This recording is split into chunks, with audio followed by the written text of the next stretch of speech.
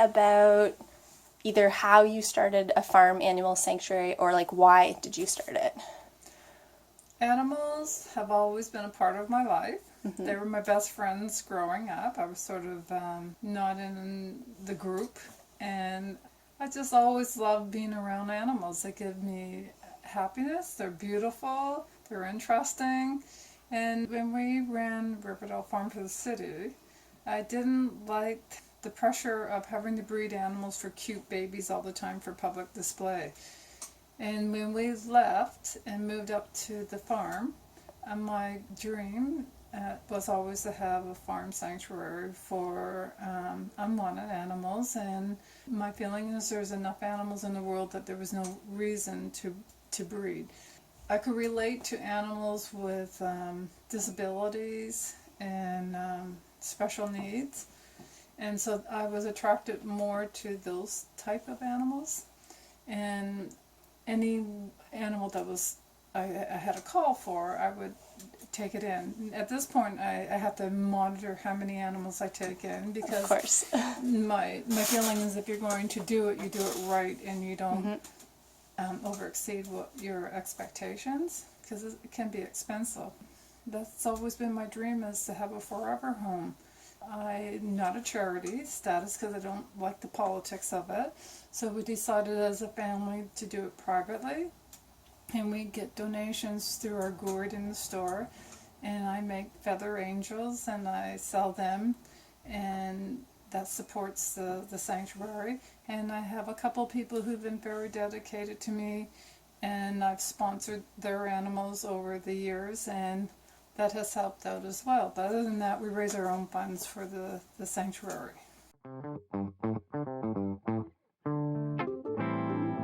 This is Spout. My sister rescued him from her boyfriend farms pigs. My sister named him Sprout because he was the runt of the litter. But he's no longer the runt. My brother doesn't know how to spell, and so he left the R out. And so now he's just Spout. He's 4 years old, this guy here, and he's about as big as he's gonna get. Hey, buddy.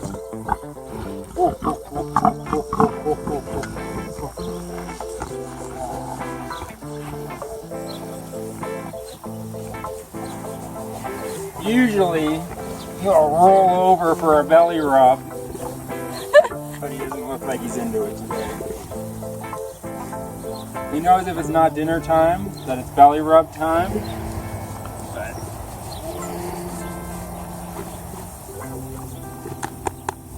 you gonna roll over?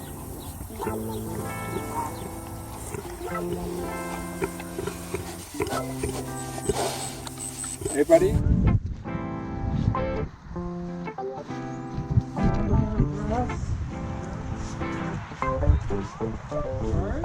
I think it's Bay and Babe is the name. But which one is which, I couldn't tell you. Ernie was found near London. He came out of the woods and followed a lady home on her bicycle. No way. And thankfully for Ernie, she was a veterinarian technician, so she wasn't worried. I mean, as worried as one gets when there's an emu following you. And then nobody claimed Ernie, so we took Ernie in. But at that time, we didn't know if Ernie was a male or a female. And so Ernie originally was Irma. Okay. But Irma never laid any eggs. And so we decided Irma was actually Ernie. And they have really cool feathers. The feathers that they're finding in dinosaur fossils are almost identical to the feathers that Ernie has. A type of feather that predates modern birds' feathers. They have a single quill that then splits off into two feathers. Huh. Yeah, it's really quite cool actually. So then, yeah, this is Jurassic Park. I don't think your roosters realize what time it is. Oh, they do that all the time. They're just calling all the ladies. Oh, I see. We actually have too many roosters, but that's just how it goes. My dad actually built this barn for my mom. This is her chicken palace. Chicken palace. I like that. Okay. And so Ernie comes in here. This is his side. Hi. These are Sebastopol geese. They're Russian. They're really loud. Yeah. And my mom loves them because of their feathers. Very specific feathers. Yeah, that's just gonna come out as like loud, Yeah, just static. noise. And then, yeah, this is the coop. We have all sorts of different chickens and guinea fowl and all getting ready for night roosting. You're a pecker. I know you are. And you're not sitting on anybody's eggs. These aren't even yours. I'm coming to yours. Ooh, somebody lays white eggs. We think he got stepped on by the horse during the wintertime and broke the leg, and then it just fell off. So at one point I noticed that he was limping around, but I couldn't catch him. And then my mom asked me if I noticed the rooster with one leg, and I was like, oh no, there's one that was limping around, but he had both legs, and it's this rooster. So at some point he lost the leg. That's so interesting. And he just like, does he hop there, or does he kind of use... He gets along quite well. He can still fly. Okay. And he hops around. I want to get somebody who does 3D printing to print him a falsie. That'd be so cool. Yeah, I think that'd be really cool. I have a friend that went through school to learn about prosthesis and stuff like that. I'm going to see if she knows anything about making a rooster leg. So good. And Peg doesn't do much, huh? Really good at posing. Like if this was a photo, this would be the perfect bird. Yeah. But for a video, a little, oh there we go, head movement. Beautiful rooster. Yeah, like look at those tail feathers. There we go. Woo! Oh, there's a chicken. Indian runners were bred to run to market. They're actually a breed of duck that has over the years grown to run upright, like straight as a pencil. They really look like they should have like strongman arms, like little doll arms attached to them. We're gonna see if we can sneak up on the geese having a bath in their little kiddie pool. Don't mind me. Is there any animals that were like your ones, like your stories of how they came to be here? I think they all have their own special story. Yeah. The most special one is Chester, the Clydesdale horse from Riverdale. When we left Riverdale, we heard that he was being sold and gone up to auction. So we went to the auction, Carson's auction, which is a huge auction with thousands and thousands of horses. We didn't know this. And when we got there and we saw all these horses, we thought, how are we ever going to find Chester? And so we started walking up and down the aisles, and we got to this one aisle, and we were stopped and said, no, don't go down there with the children because there's this really crazy horse there, and it's unpredictable. And so Mark and I looked, and he said, I think that's Chester. And we go, no way. He says, yeah. And Mark used to have a whistle that he would call Chester into the barn. And so he started to whistle this whistle, and the horse settled down, his ears went back, and it was Chester.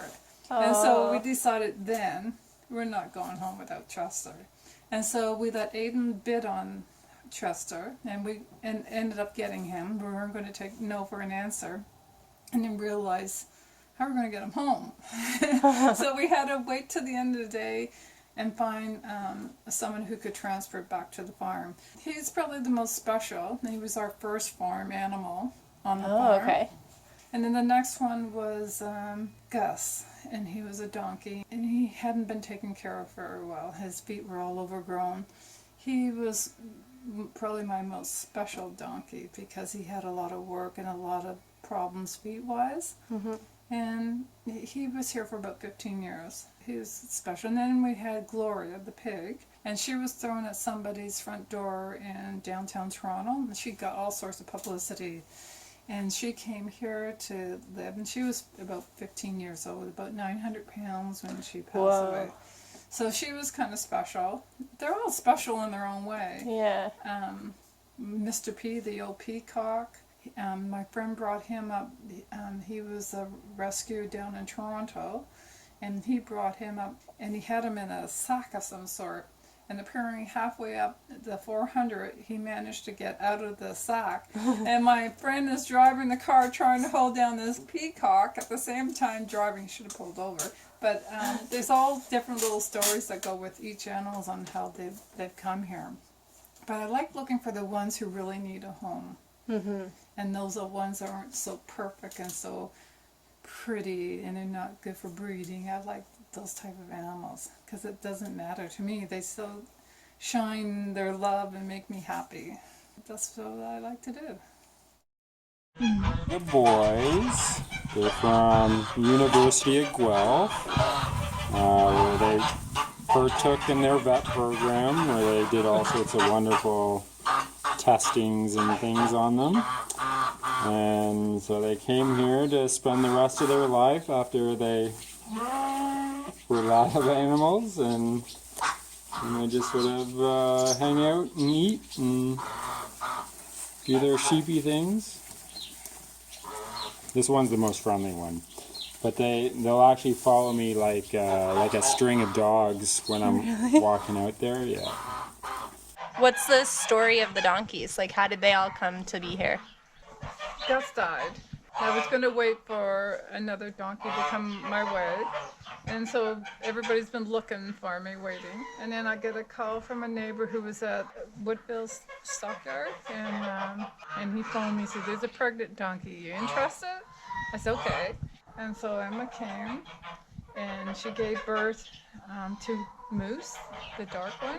Yep. Then he called back another time. He said, "There's a whole bunch of donkeys here, and there's a mother and a daughter, and she's really old, so you probably won't want the mom because she's really old, but the daughter looks like a nice donkey." I said, "Well, okay, get them, bring them up." When I saw the mom, I said, "They come together." That's Sadie. She's my favorite. Sadie? Yeah, that's her daughter, Jenny. And Jenny, you couldn't even get near her. She was feral. She was been not touched. So she's still a little hard to catch. So is Moose. But she's my favorite. Yeah. She's like the wise old donkey. And she's very appreciative. Like she comes up and she snugs and she wants ear rubs. But Moose is the one that causes the trouble. Yeah. He's the mischievous one. He opens doors. He gets in where he's not supposed to be. He destroys fences. He knows that. He knows his name, doesn't he? Yeah.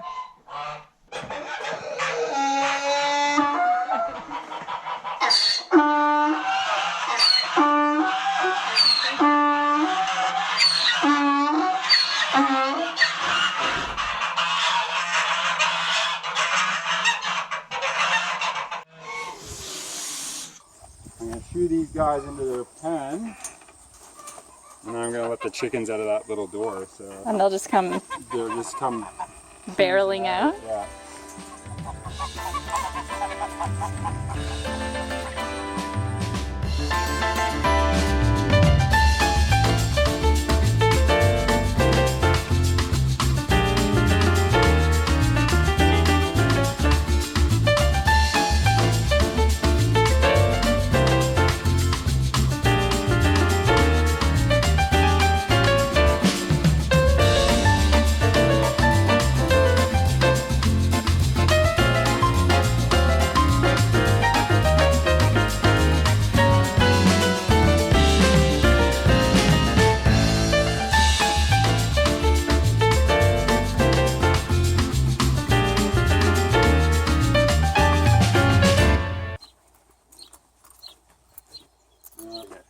Walter! Mandy!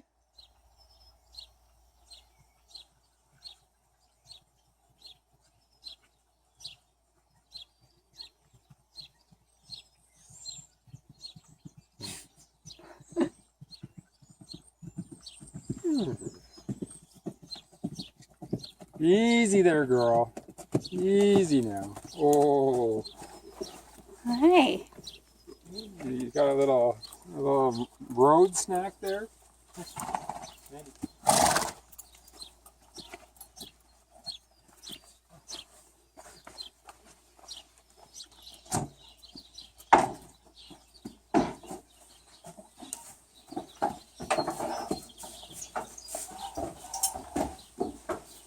Walter, come on. You know where to go. Come on. There you go. Good boy. Walter's pretty gangster. He's got neck tattoos and he's got track marks. It's the life of a racehorse. Poor guy. Good boy, Walter. You can see the Oh yeah, and that's pin firing from his racing days. Yeah. Gorgeous horse, that one. You said he still holds records. Yeah, I think so. I mean, I don't myself go to Georgian Downs very much. If ever, I've never been. But he held records at some point, if not Yeah, currently. yeah. Wanted him to go to a good home, so. Whereas Mandy, we bought Mandy. Mandy was just too beautiful not to. Although she's barely eaten by all these pesky flies right now. Isn't that right? Isn't that right? Yeah. Don't you bite me. Oh, I know. No, I don't need that. Back scratch for a back scratch. No, that they do that. Both the horses. Yeah. That's why she's doing that to me, is because this is where Walter does that. And so she's trying to Play back. give it back, but I don't need a back scratch, girl. It's a Muscovy duck. Weird looking things. Mm-hmm. They're good for bugs. Apparently they eat bugs. Great. Bugs. My new best friend. You got a nice mohawk. So this is where I make my angels that I sell for raising funds for the sanctuary. So I collect feathers every day. And then I wash them, I dry them, I have a toothbrush and I brush them up, and I've got them all in different containers. These are body feathers, I have arm feathers, different colored feathers, I have peacock feathers, guinea hen feathers. This is my peacock feathers. Nice. And I keep them all in tins because moths like the feathers. Anyway, so I have a goal this year to make so many angels. And at the end of it all, this is what my angels look like. There's a theory behind them. So we judge people what they look like. And so a lot of the birds have come to me because they're not good for breeding, they're ugly, they're old looking, etc. So my story behind it is that we should look for inner beauty within each of us. I have the arms embracing because I feel we don't give enough hugs to each other, and hugs are really important. I paint her eyes closed so that we can dream, and we can dream of wonderful things, and nobody can take those dreams away from you. So it can be anything. The hair is out of milkweed, so we can make a wish. Wishes are really important. And then the stars represent the evening stars, and to me, I look for loved ones that have passed on, and I pick stars for them. So these are to keep loved ones in my heart. And I put sparkles on them because in the wintertime with the sparkles on the snow and the sparkles on the river, they're mesmerizing. And to me, it's like everybody can have diamonds. You don't have to be wealthy. Everybody can have diamonds at certain times of the year. I have this all written down on a little blurb. And hopefully it will help those who are insecure, who don't feel good about themselves, that they can remember that they have inner beauty, and hopefully I can bring that out. Nice. Thanks so much for watching this week's Film Friday video. If you liked this video, be sure to give it a thumbs up, subscribe to my channel, and share it with your friends, as that's how little channels like mine can grow and continue to bring you videos each week. If you want to learn more about the Farm Animal Sanctuary at Quaker Oaks Farm, how to sponsor an animal, or how you can purchase one of the angels sold at their store, check them out online at QuakerOaksFarm.com. See you next week with more fun from the farm. That's gonna be your like biggest hit Yeah. video. Hashtag cats. Yeah. 1 million views.